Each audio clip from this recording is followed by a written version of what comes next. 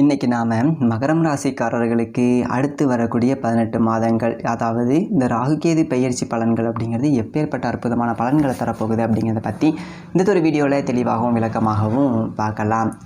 மகரம் ராசி நேயர்களே, உங்களுக்கான ராகுகேது பெயர்ச்சி 2025 ஏற்கனவே சனி பெயர்ச்சி அப்படிங்கிறத பற்றி உங்களுக்கு துல்லியமான ஒரு பலன்கள் அப்படிங்கிறத நாம் கொடுத்துருந்தோம்.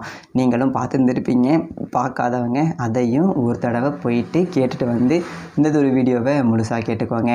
ஏன் அப்படின்னா உங்களுக்கான புரிதல் அப்படிங்கிறது அப்போ தான் நல்லாயிருக்கும். எதற்காக இந்த மகரம் ராசிக்காரர்களுக்கு மட்டும் குறிப்பாக சனி பெயர்ச்சி வீடியோ போயிட்டு கேட்டுட்டு வாங்க அப்படின்னு நான் சொல்கிறேன் அப்படின்னா, மகரம் ராசி அப்படின்னு சொல்கிறத விட கடந்த ஒரு 7-8 வருடமாக நரக ராசி அப்படின்னு கூட சொல்லிடலாம். சரிங்களா? நெகட்டிவாக சொல்கிறேன்னு நினச்சிக்காதீங்க. அவ்வளோ கஷ்ட நஷ்டங்களை பட்டார். இன்னொரு முக்கியமான விஷயம், தனிப்பட்ட முறையில் ஜாதகம் பார்க்க இந்த வாரத்துக்கான அப்பாயின்மெண்ட் ஃபிக்ஸ் பண்ண சொல்லி நிறைய பேர் கேட்டிருந்தீங்க. இப்போது ரூபாய் 299 ரூபாய்க்கு தெளிவாகவும் விளக்கமாகவும் ஜாதகம் பார்த்து தரவங்க. தாழ்மையான வேண்டுகோள், இந்த நம்பருக்கு ஃபோன் கால் அல்லது வாட்ஸ்அப்பில் கூட நீங்கள் கேட்டு அவங்களுடைய அப்பாயின்மெண்ட் அப்படிங்கிறத ஃபிக்ஸ் பண்ணிக்கலாம். உங்களுக்கு தேவையான அனைத்து டீட்டெயிலுமே நம்ம டீமில் இருக்கிறவங்க கொடுத்துருவாங்க. அப்பாயின்மெண்ட் டேட் மற்றும் டைம் ஃபிக்ஸ் பண்ணதற்கு பிறகு அந்த நேரத்தில் நான் உங்களுக்கு ஃபோன் கால் பண்ணி ஜாதகம் பார்த்து பலன்கள்ங்கிறது சொல்லிடுவேங்க.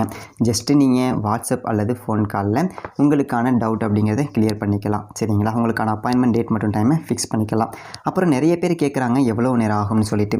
ஃபஸ்ட்டு நம்ம உங்களுடைய ஜாதக கட்டத்தை பார்த்துட்டு ஜனனகால பலன்கள் அப்படிங்கிறத சொல்லிவிடுவோம். அதாவது இந்த ஜாதகக்காரங்களுடைய வாழ்க்கை எப்படி இருக்கும், கேரக்டர் எப்படி இருக்கும் அப்படிங்கிறத சொல்லிவிடுவோம். அதுக்கப்புறம் கோட்சாரத்தின் அடிப்படையில் கடைசி ஒரு 2.5 வருஷம் எப்படி இருந்துச்சு, எதிர்காலம் வரக்கூடிய 2.5 வருஷம் அதெல்லாம் எப்படி இருக்கும் அப்படிங்கிறதெல்லாம் பார்த்துடலாம்.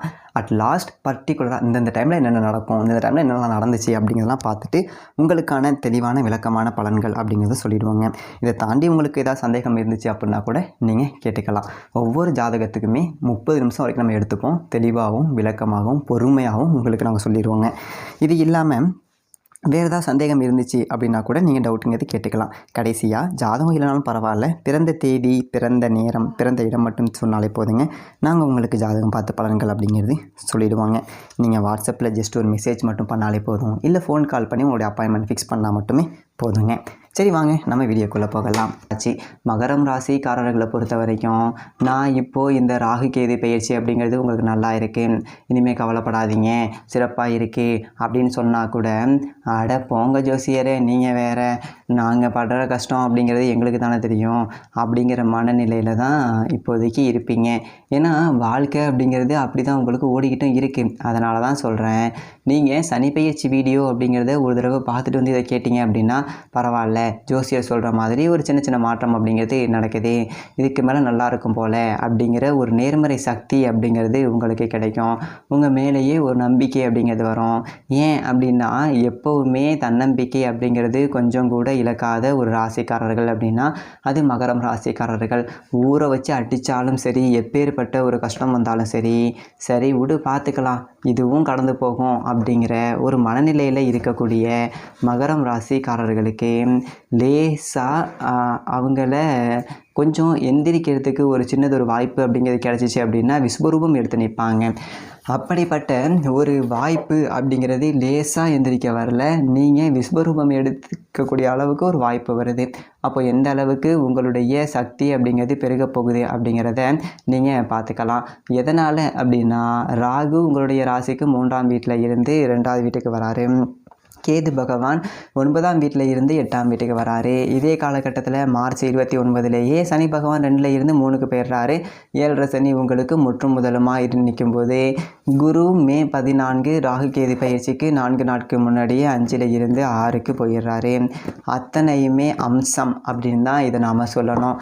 அதாவது ராகு வந்துட்டு 2ஆவது வீட்டுக்கு வராரு, 2ஆம் இடத்துக்கு ராகு வராரு அப்படின்னா தனம், வாக்கு, குடும்பஸ்தானம், உங்களுடைய பேச்சு திறமையாக இருக்கட்டும், உணவு பழக்க வழக்கங்களாக இருக்கட்டும், இது எல்லாத்தையுமே குறிக்கக்கூடிய ஒரு இடம் தனம், வாக்கு, குடும்பம் அப்படின்னு சொல்லக்கூடிய ஒரு இடத்துல ராகு வந்துட்டு உட்கார்றாரு அப்படின்னா பேச்சை மூலதனமாக கொண்டு தொழில் செய்யக்கூடியவர்கள் எல்லாருமே உச்சத்தை தொட போகிறீங்க அப்படிங்கிறது தான் அர்த்தம். அதாவது நீங்கள் ஒரு பெரிய பேச்சாளர்கள்னு பார்த்துருக்கலாம், அரசியல் பேச்சாளர்களாக இருக்கலாம், இல்லை மேடை பேச்சாளர்களாக இருக்கலாம், இல்லை பட்டிமன்ற பேச்சாளர்களாக இருக்கலாம், ஆன்மீக சொற்பொழிவாளர்களாக இருக்கலாம்.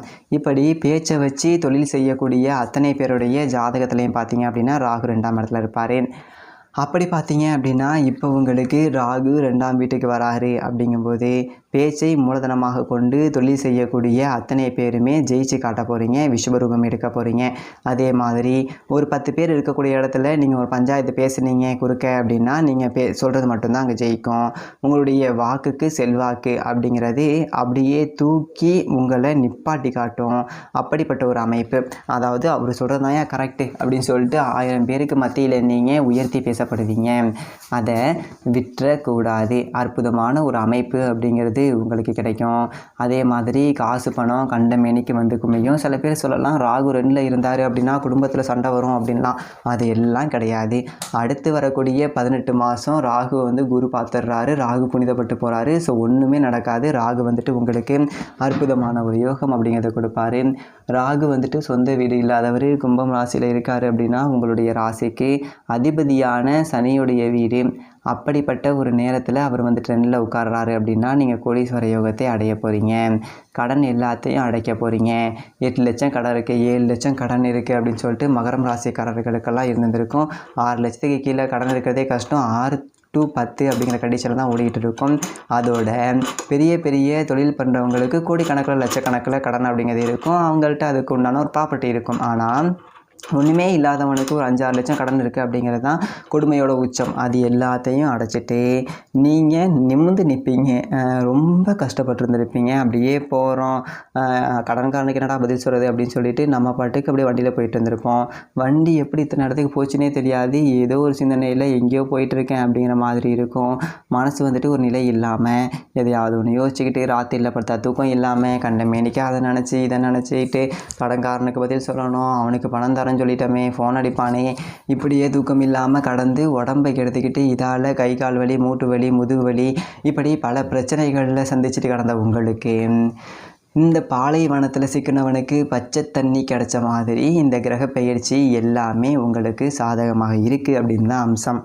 சரி, இந்த ராகு 2ல் இருக்கிறதுனால என்ன மாதிரியான பிரச்சனை அப்படி சொல்லிட்டு கேட்கலாம். சில பேர் வந்துட்டு சொல்லுவாங்க, ஆனால் இந்த ராகு வந்துட்டு 2ஆம் வீட்டில் இருக்கும்போது பொய் சொல்ல வேண்டியது வரும், ராகு வந்துட்டு 2ஆம் வீட்டில் இருக்கும்போது குறுக்கு வழியில் சம்பாதிக்க வேண்டியது வரும், இது எல்லாமே சொல்லுவாங்க. அது எல்லாமே கிடையாது. நல்லா புரிஞ்சுக்கோங்க. ராகு அப்படிங்கிறவர் பொய் சொல்ல வைப்பார், குறுக்கு வழியில் சம்பாதிக்க வைப்பார், இது எல்லாம் உண்மை தான். ஆனால் அந்த ராகு குரு பார்த்து புனிதப்பட்டு போகிறாரு அப்படிங்கிறதுனால கொஞ்சம் உண்மையை பேசி ஒரு பொது வெளியில் ஒரு நிர்வாகத்துக்கெல்லாம் நீங்கள் போனீங்க, ஒரு மேடையில் ஏறி நீங்கள் பேசுனீங்க அப்படின்னா உங்களுக்கு ஈக்குவலாக ஆளே கிடையாது. இந்த மாதிரி எனக்கு நல்ல ஒரு பேச்சு திறமை இருக்குது, எனக்கு வாய்ப்பு கிடைக்கல அப்படின்னு இருந்தவங்களுக்கு வாய்ப்பை உருவாக்கி கொடுப்பாரு.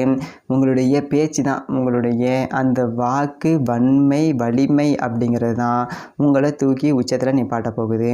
அதே மாதிரி சில பேருக்கு பேச்சால் ஆதாரமற்ற கருத்துக்களால் வம்பு வழக்கு அப்படிங்கிறது வரக்கூடிய ஒரு சாதகம் அப்படிங்கிறது இருக்குது. ஆனால் பெரிய அளவில் பாதிப்பு அப்படிங்கிறது இருக்காது. ஏன்னா ராகுங்கிற புனிதப்பட்டு போகிறாரு இல்லைங்களா. அதனால் கூடுமான வரைக்கும் பொது வெளியில் பேசும்போது ஆதாரமற்ற கருத்துக்களை பேசிடக்கூடாது. வார்த்தைகளில் நிதானம் அப்படிங்கிறத கடைபிடிச்சிக்கணும். அதே மாதிரி குடும்ப உறவுகள், கணவன் மனைவிக்குள்ள சின்ன சின்ன சண்டை சச்சரவு அப்படிங்கிறத கொஞ்சம் செக் பண்ணி தான் பார்ப்பாரு. ஸோ கொஞ்சம் விட்டு கொடுத்து போகிறது அப்படிங்கிறது தான் இந்த ஒரு காலகட்டத்தை பொறுத்த வரைக்கும் நல்லது. பெருசாக நீங்கள் பயப்பட வேண்டியது இல்லை. இதே ஒரு காலகட்டத்தில் முழுசாக உங்களுக்கு 7.5 சனி அப்படிங்கிறத விட்டு நீங்கள் வெளியில் வந்துட போகிறீங்க. உங்களுடைய சனி பயிற்சி வீடியோவை பார்த்தாலே நமக்கு தெரியும் சனி என்ன மாதிரியான நன்மைகள் அப்படிங்கிறத உங்களுக்கு செய்ய போகிறாரு அப்படின்னு. இதே ஒரு காலகட்டத்தில் குரு பயிற்சி ஆகிடுறது. குரு வந்து 5ஆவது வீட்டில் இருந்து 6ஆவது வீட்டுக்கு போகிறாரு. அதாவது மறைவு ஸ்தானத்தில் போயிட்டு குரு பகவான் உட்கார்றாரு. என்னங்க 6ல் குருனா ஊரில் பகையாச்சே, மறைஞ்சு வர போயிருக்காரு, பிரச்சனை வருமா ஜோசியரே அப்படி சொல்லி நீங்கள் கேட்கலாம். அப்படி கிடையாது. குரு யார் அப்படின்னா உங்களுடைய ராசிக்கு 12வது வீட்டுக்கு அதிபதி, 3ஆம் வீட்டுக்கு அதிபதி. அதாவது 12க்கும் 3க்கும் அதிபதியான அவர் 6ல் போய்ட்டு மறைகிறாரு. மறைவு ஸ்தானங்களுக்கு அதிபதி இன்னொரு இடத்துல போய்ட்டு மறைகிறாரு. அப்போ 12க்கு அதிபதி 6ல் மறைகிறாரு அப்படின்னா விபரீத ராஜயோகம். 3க்கும் அவர் அதிபதியாக இருக்கிறதுனால இது விபரீத சக்கரவர்த்தி யோகம். இதை சரியாக பயன்படுத்திக்கிட்டீங்க அப்படின்னா கோடிகளில் புரளலாம். சும்மா விளையாட்டுக்கெல்லாம் எதுவும் சொல்லலைங்க. எங்கெங்க நானே பிச்சை எடுத்துக்கிட்டு இருக்கேன், ஒரு வாடகை சைக்கிளில் கூட வைக்கலாமல் இருக்கேன், நான் எங்கெங்கே போய்ட்டு கோடியில் புரள்றதே. அதுதான் நேரம் வந்துச்சு அப்படின்னா குப்பையும் கோபுரத்துக்கு போகும், கோபுரம் கூட சரிஞ்சு குப்பையில் விடும்.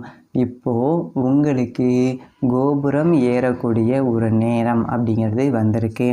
சரியாக பயன்படுத்திக்கோங்க.